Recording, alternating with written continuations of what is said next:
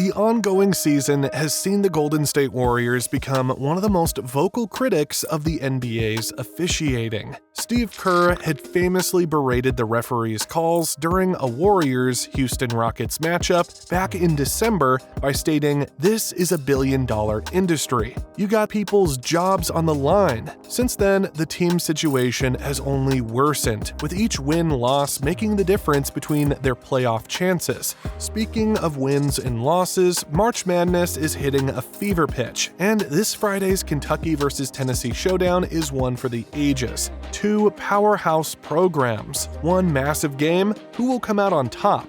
This is a game you don't want to miss.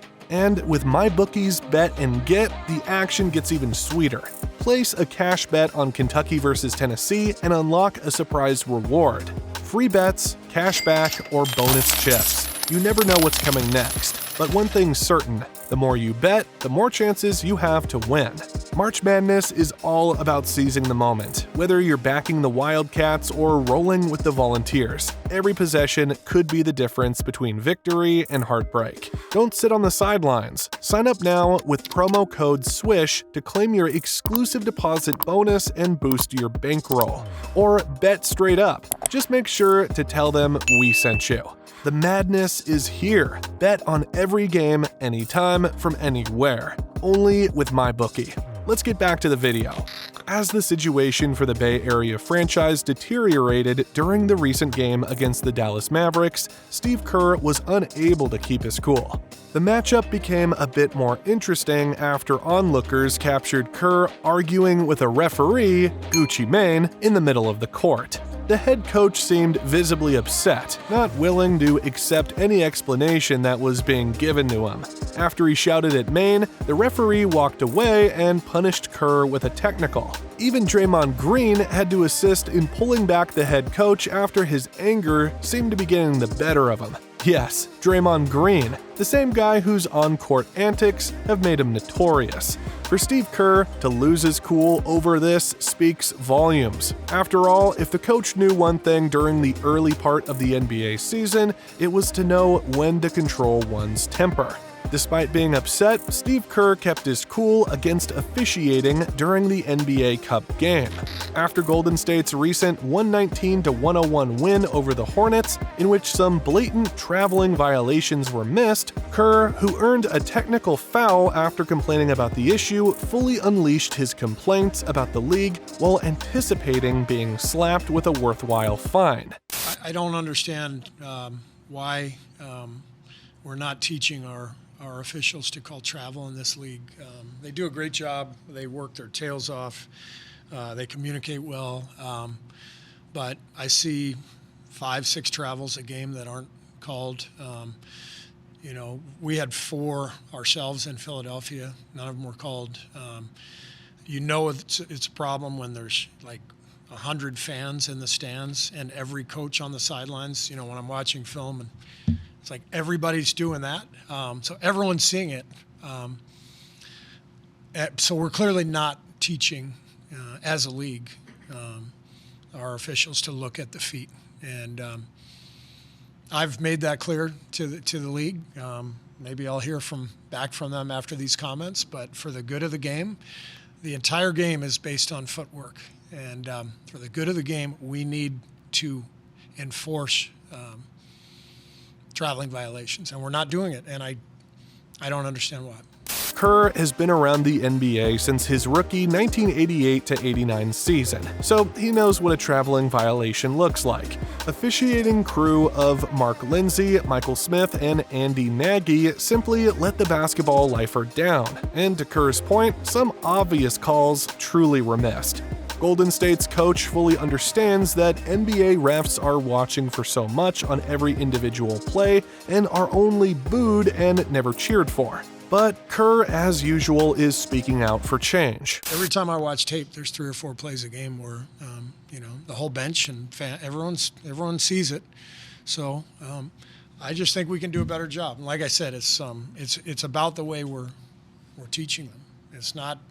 These guys are awesome. They got brutal jobs and they got a million things to watch. But footwork is the entire basis of the game. And we need to call traveling. It's going to be a much better game if we clean it up.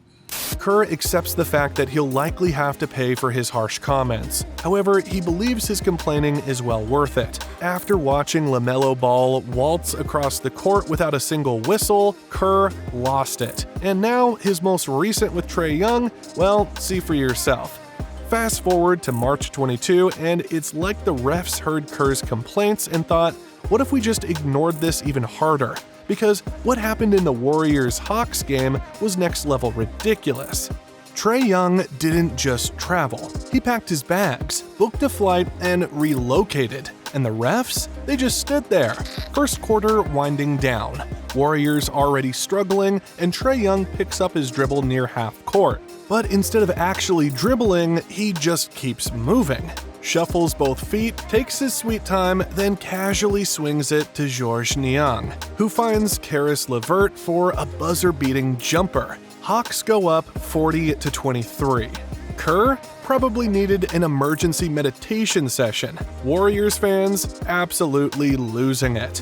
So yeah, Kerr's frustration totally justified, because the NBA keeps pretending like these blown calls aren't happening. Is there any anti-Warriors ref conspiracy? Fans sure think so. For a lot of Warriors fans, this wasn't just about Young's ridiculous no call. It was about the bigger picture, because somehow these calls, or lack of them, always seem to work against Golden State. So when Young gets away with a blatant travel, of course, Warriors fans are gonna think something's up. This is exactly the kind of officiating they've been dealing with for years, and they might have a point. We mentioned the Warriors versus Rockets in the NBA Cup earlier. The Warriors' trip to Houston ended in heartbreak in December.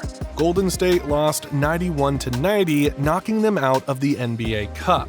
The Rockets, who hadn't beaten Golden State in 15 straight matchups, finally broke the streak, but not without controversy.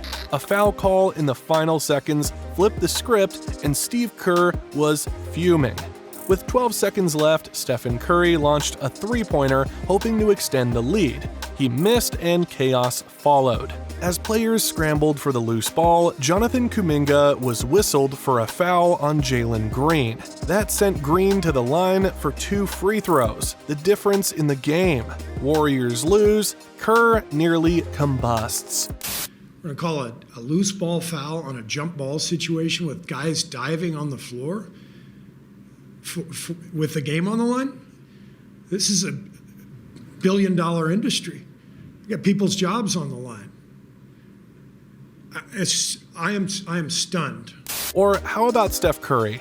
You could clothesline the guy on a drive to the hoop, and unless he actually hits the floor like he's been shot, the refs won't blow the whistle. Meanwhile, other stars, they get breathed on and head straight to the free throw line.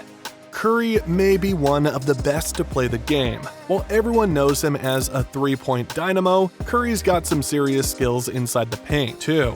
The problem, referees seem to forget he's there when it's time to blow the whistle.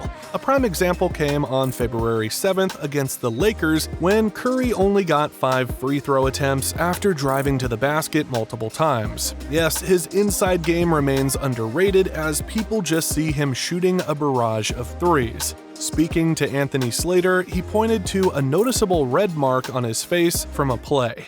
I have a welt right here. I seen too. Yeah. It's growing by the second. Which play was that? The drive when I think it was Austin. He almost looked like he was trying to take a charge, and I tried to sidestep him. No foul though. That I thought it might be the play you didn't get the whistle. I just sent a picture of my face to the league. For a player of Curry's caliber, his career free throw attempts per game are surprisingly low at just 4.3.